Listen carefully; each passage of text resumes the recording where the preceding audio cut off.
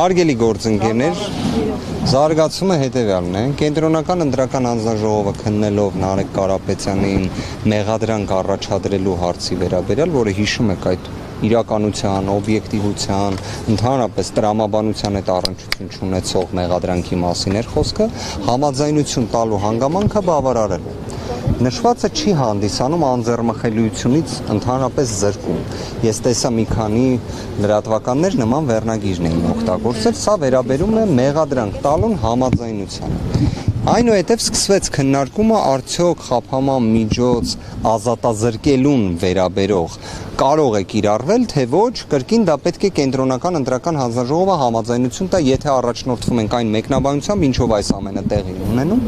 Մենք ներկայացրեցինք մեր հակափաստարկները։ Շատ պարզ ասեմ, նիստի ընթացքում, որը կրկին դռնփակության կարգով էր քննվում, падգամավորի կարգավիճակ եւ լիազորությունների ստանձնում։ Այն հարցը, որը մի քանի ժամ առաջ միասին էին քննարկում նույն Սահմանադրական դատարանի 16-19 որոշման տրամաբանությամբ։ Ակնհայտորեն ձեզ բացահայտեմ նաեւ, ես ինքս հիմա եւս ունեմ падգամավորի կարգավիճակ։ Նարեկ Կարապետյանը ունի падգամավորի կարգավիճակ։ Ուզում եմ նաեւ նշված դետալը եւս բացահայտել, Նարեկ Կարապետյանը ուժեղ Հայաստան առաջիկայում ձևավորվող խմբակցության տեսանկյունից այնպիսի առանցքային դերակատարում ունի, որ Նարեկ Կարապետյանի նկատմամբ այս ամենը, երբ ասում ենք, նպատակ ունի նաեւ քաղաքական ընդհանուր գործունեությունը, ոչ միայն Նարեկ Կարապետյանը, այլ ուժեղ Հայաստանի խաթարելու պատահական չենք նշում։ Այդ հանգամանքները նիստի ընթացքում էլ եւս ներկայացվեց, այսինքն թե իրավական կոմպոնենտը սահմանադրաիրավական, թե քաղաքական բաղադրիչը։ Երկուսն էլ պարտադիր քննարկման ենթակա են։ Հստակորեն պետք է արձանագրեմ, որ դատախազության կողմից որևէ հակափաստարկում դրա վերաբերյալ հնարավորություն չեղավ տեսնելու։ Չկային դրա վերաբերյալ հակափաստարկներ։ Արդյոք սա հետևանք կունենա, թե ոչ,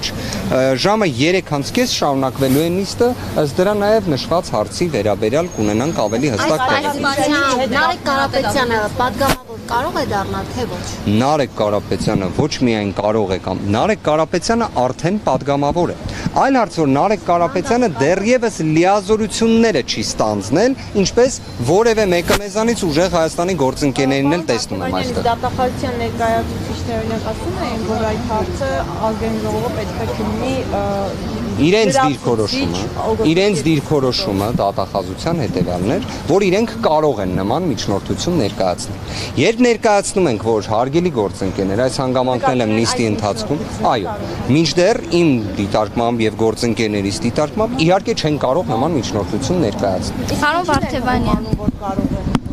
Անկեղծորեն եմ ասում, իրավական հիմք էլ չկար։ Որովհետև Սահմանադրական դատարանի 1644 որոշումից, եթե չեմ սխալվում, մի քանի գործընկերներ կարծես ուսումնասիրել էին ԶԼՄ ներկայացուցիչներից, խնդրեմ նշված որոշման եզրափակիչ մասը 1 րոպե է։ Կարող եք բացել, պարզապես նայել։ Այնտեղ խոսվում է падգամավորի ընտրված падգամավորի, բայց դեռևս լիազորություններ չստանձնած падգամավորի միայն քրեական հետապնդում հարուցելու համաձայնության մասին, այլ ոչ թե ազատությունից զրկելու։ Պարոն Վարդևանյան, բայց իշխանությունն ու Արմլուրը արդեն գրել են, որ զրկվել է անձեռնմխելիությունից, հիմա զրկվել է, թե դեռ պետք է շարունակվի։ Դա կրկին մի քանի իրավական տերմինների հետ կապված խնդիր երևի թե կա։ Անձեռնմխելիությունը բաղկացած է երկու առաջնային կոմպոնենտներից՝ մեղադրանք չհարուցելու եւ չազատազրկվելու։ Մեղադրանք հարուցելու, ներկայացնելու համաձայնությունը ստացել են։ Ազատազրկելու հետ կապված համաձայնությունը 15:30 շարունակվելու է։ Ներկայացրել ենք այնպիսի իրավական փաստարկներ, որ ոչ իրավաբանը նույնիսկ, ես չեմ խոսում դատախազների, ոչ իրավաբանը նույնիսկ կասեր ես հակափաստարկ չլսեցի։ Կրկին, մի հատ պարզապես ցանկացած մեր հայրենակցին խնդրենք 16-19 որոշում Սահմանադրական դատարան գրված է падգամավորի կարգավիճակ ձեռք բերելու պահից չի կարող ազատազրկվել։ Հիմա դրան ինչ հակափաստարկ պետք է բերեն։ 3 Նարեկ Կարապետյանը ստացել է падգամավորի կարգավիճակ։ Հարգելի գործընկերներ, մի պարզ վարժություն։ Ինչի համար դատախազությունը չսպասեց վկայականը տրամադրվի Դավիթ Խազինյանի եւ մուտք արեց քրեական վարույթի նյութերը դատարան։ Որտեւ իրենք գիտեն, որ դա կարգավիճակն է։ Շնորհակալ եմ 15:30 շարունակվելու է։